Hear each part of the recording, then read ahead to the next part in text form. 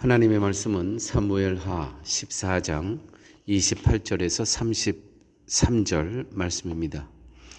압살롬이 이태 동안 예루살렘에 있으되 왕의 얼굴을 보지 못하였으므로 압살롬이 요압을 왕께 보내려 하여 압살롬이 요압에게 사람을 보내 부르되 그에게 오지 아니하고 또다시 그에게 보내되 오지 아니하는지라.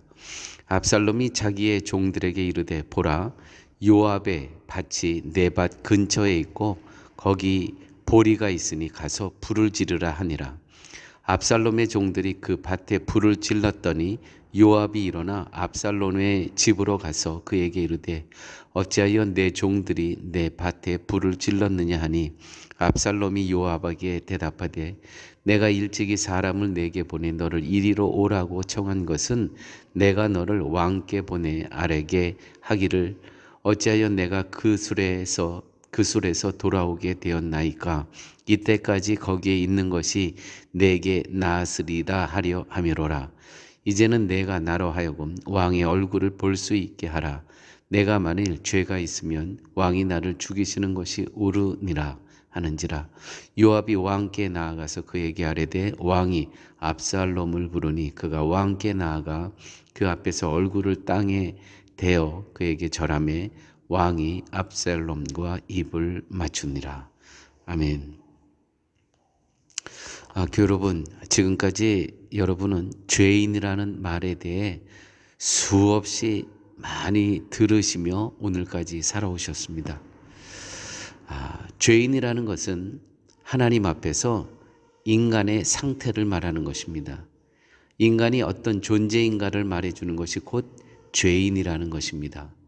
그러므로 나는 죄인입니다라는 것은 하나님 앞에서 내가 누구인가를 알았다는 의미가 되고 내가 누구인가를 알게 되었다면 그에 따른 행동으로 나아가야 하는 것입니다.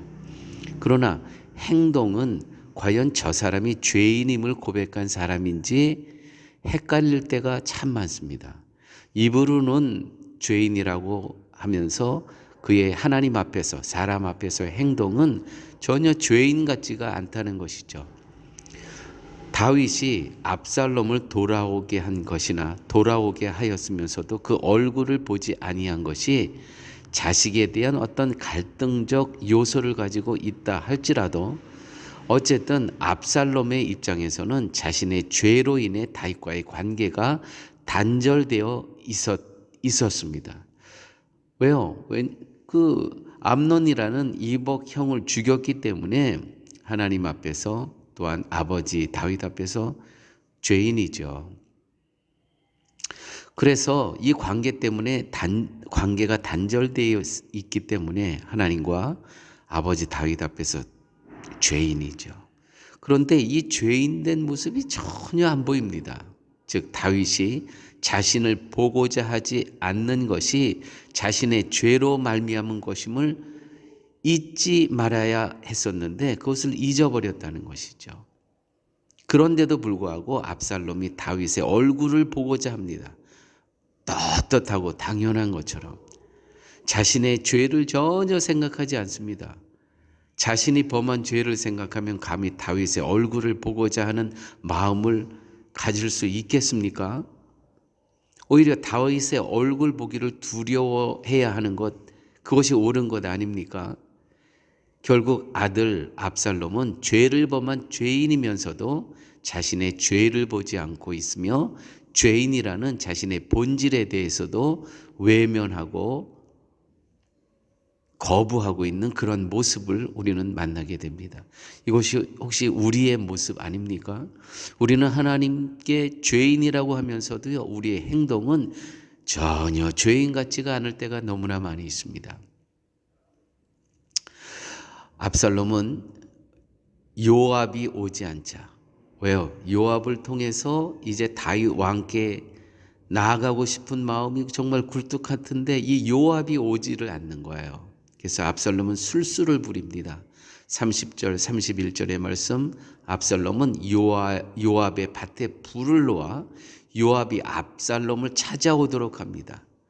어떤 방법을 써서라도 다윗을 만나겠다는 이 압살롬의 고집, 압살롬은 왜 이토록 다윗을 만나고자 했을까요? 오늘날도 많은 사람들이 하나님을 만나겠다고 아우성을 칩니다.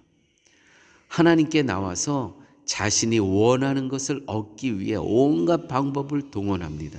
이 하나님을 만나는 그 목적이 무엇이냐면 자기의 죄를 고백하려고 만나는 그 이유가 아니고요. 자기는 떳떳하다는 거예요. 자기는 하나님 만날 당연함이 있다는 것이죠. 그래서 열심히 기도하기도 하고 그것도 단순한 기도로는 하나님의 마음을 움직일 수 없다고 여겼는지 기도원이라는 곳에 파묻혀서 40일 금식 기도하는 것을 하면서 하나님을 부릅니다. 자신을 만나달라는 것입니다. 이유는 욕망을 채우기 위해서, 욕망, 자기의 소원, 바램, 욕망을 채우기 위해서, 자기의 죄인임을 모르고 하는 행동입니다.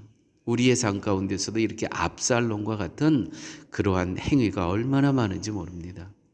하나님은 죄인된 우리를 부르시고 사랑하는 아들의 피의 은총으로 말미암아 우리의 모든 죄를 용서하시는 은총을 저희들에게 베푸셨습니다. 저와 여러분은 이 은총을 입은 자로서 이 은총을 증거하고 자랑하고 선포할 존재인 것이지 누군가를 판단할 존재는 아니라는 거죠. 게다가 우리의 욕망을 채우기 위해 하나님을 찾는 그러한 모순된 행동은 하면 안 된다는 것입니다. 하나님 앞에 우리가 나아갈 때는 하나님, 나는 죄인입니다. 이 죄인으로 하나님 앞에 나가는 거예요. 하나님 앞에서만 죄인이라고 떠들 것이 아니라 모든 사람들 앞에서 죄인이되 나는 죄인입니다 고백하되 구원받은 죄인으로 우리는 오늘을 살아가야 된다는 것이죠. 죄인이되 구원받은 죄인이다. 죄인에게 베풀어진 은총을 모든 사람들 앞에서 그분으로 말미암아 예수 그리스도의 십자가의 은혜로 말미암아 내가 오늘을 살아가고 있다고, 죄인이 돼 구원받은 죄인이라는 것을 증거하며 살아가야 된다는 것이죠. 이것이 성도의 이 땅의 삶 살아가는 모습이어야 된다는 것입니다. 행여라도 압살롬처럼 자기가 죄인이면서도 그 죄인임을 또 망각하고 하나님과 사람들 앞에 당연함으로 떳떳함으로 이러한 모습은 전혀 죄인된 모습이 아니라는 것입니다. 함께 기도합니다. 아버지 하나님, 오늘 말씀을 통해서 우리가 하나님 앞에 죄인으로 나오는 우리의 모습, 오직 예수 그리스도의 십자가 은총으로 그 공로로 아버지 앞에 나올 수 있는 그런 존재임을 늘 기억하면서 살아갈 수 있도록 주의 성령께서 늘 인도하여 주시옵소서. 내 힘과 내 욕망과 내 고집으로는 하나님 앞에 감히 나올 수 없는 존재이지만 당신의 독생자 외아들의 십자가의 은혜로 그 공로로 당신 앞에 나올 수 있는 죄인이 돼 구원받은 죄인임의 이 존재를 망각하지 않도록 주의 성령께서 늘 동행하여 주시옵소서. 아버지, 그러므로 우리는 겸손한 자로 주의 성령의 인도하심 속에서 다스림 속에서 이 땅의 삶을 살아갈 수 있도록 주님 함께하여 주옵소서. 모든 말씀 예수님 이름으로 기도드렸습니다. 아멘.